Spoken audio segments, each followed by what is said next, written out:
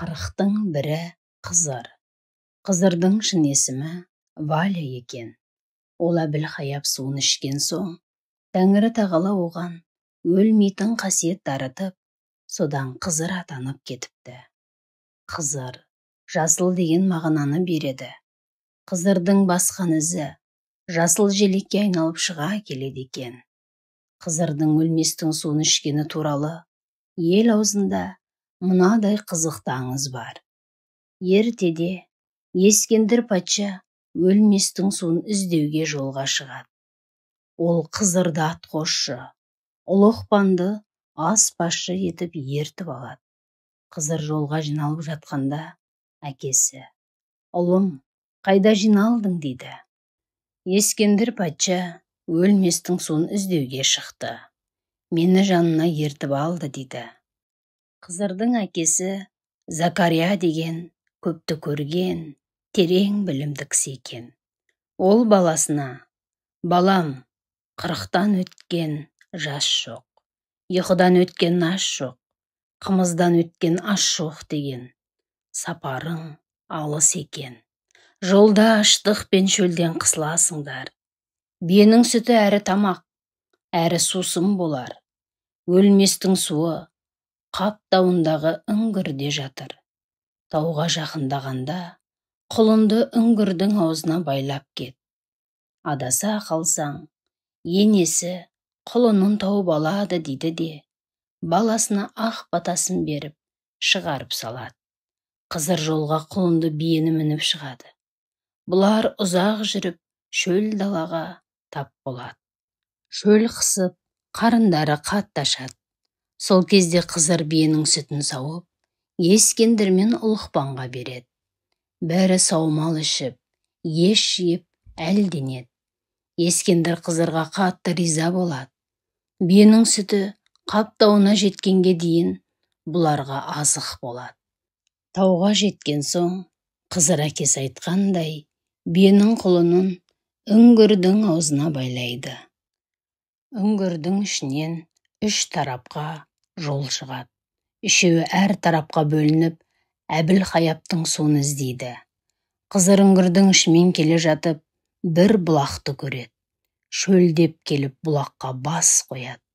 Мейірімін қандырып, қасындағы достарын іздейді. Оларды шақырып, әлгі бұлақ аққан жерге әкеледі. Қараса, жаңа ғана ағып жатқан мөлдір бұлақ лезде тартылып қалыпты. Ескендір Әбілхаяп суының өзіне нәсіп болмағанын бірден біледі де, шарасыз халде сұлқ етіп отыра кетеді. Алланың ісіне шара жоғын білген соң, Құдайдың жазуы солай шығар. Саған бұйырыпты, Қызыр. Енді қияметке дейін тірі жүру бақыты саған ғана нәсіп болады» дейді. Үңгірден шығатын кезде жолды таппай үшеуі адасады. Сол кезде Қызыр атының басын жібергенде, бие өзінің құлынын тауып шыққан екен. Үшеуі кері қарай елге қайтады. Жолда келе жатып, құмырсқаның патшасына кезігеді. Ол Ескендірді қонақ етіп күтеді. Ескендір оған Әбілхаяп суын іздеп шыққанын, бірақ судың бұйырмағанын айтады. Құмырсқаның патшасы оны аяп, ұзақ жол кезіп, біраз жерді шарлапсың. Еңбегің еш кетпесін. Менде Сүлеймен пайғамбардан қалған бір уыс ұн бар. Соны пісіріп же. Ұзақ ғұмыр кешпесең де, 1000 жасайтын хәкім боласың» дейді.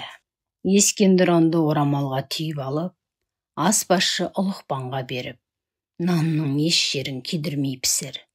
Мен сәл мызғып алайын» деп, ұйқыға кетеді. Ұлықпан нанды пісіріп жатып, астын күйдіріп алады. Патшаға күйген нанды жегізуге ұялып, күйген нанды өзі жеп қояды. Оның орнына басқа ұннан қайтадан нан пісіреді. Ескендір ұйқыдан тұрып, қасиетті нанды сұрайды. Ұлықпан әкеліп береді.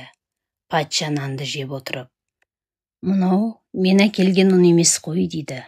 Ұлықпан сонда: «Иә, ол емес, ол нанды күйдіріп алдым. Күйген нанды сізге беруге ұялып, оны өзім жеп қойдым. Мынаны басқа ұннан пісірдім дейді. Ескендір бұл жолы да ағырып өкінеді. Менің бұл сапарым Қызырдың әулие Ұлықпанның кәкім болуына себеп болған екен. Біріңнің атың, біріңнің затың ұзақ жасайды. Құдай маған патшалықты берді. Соған да шүкіршілік етуім керек екен ғой.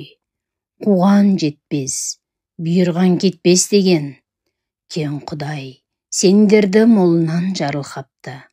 Сапарда адал серік болдыңдар, қиындықтан қашпадыңдар.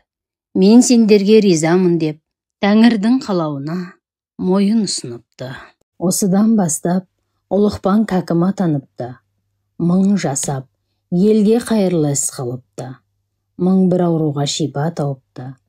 Қызыр Әбілқайыптың суын ішіп, мәңгі жасайтын адамға айналыпты. Оның назары түскен момындар міндетті түрде бақытты да берекелді тұрмыс кешеді екен деседі. Қызыр пайғамбар туралы ел арасында 40-тың бірі Қызыр, 1000-ның бірі уәли. Қыздың жақсы болғаны Қызыр шалды десеңші, қыздың жаман болғаны қырсық шалды десеңші. Періште ұяласын, Қызыр қияласын деген мақал мәтелдер бар. Бата тілектерде де Қызыр ата туралы бөденедей жорғалап, қырғауылдай қорғалап, Қызыр келсін қасыңа деген тіркестер өте көп кездеседі. Қыз жібектің жырында сансыз баяғасы төлегенді іздеп жолға шыққалы жатқанда шешесі «Сәтті болсын сапарың, жақсымен болсын қатарың. Қызыр, Ілияс пайғамбар, жолдасың болсын, саханым» деп бата берген екен.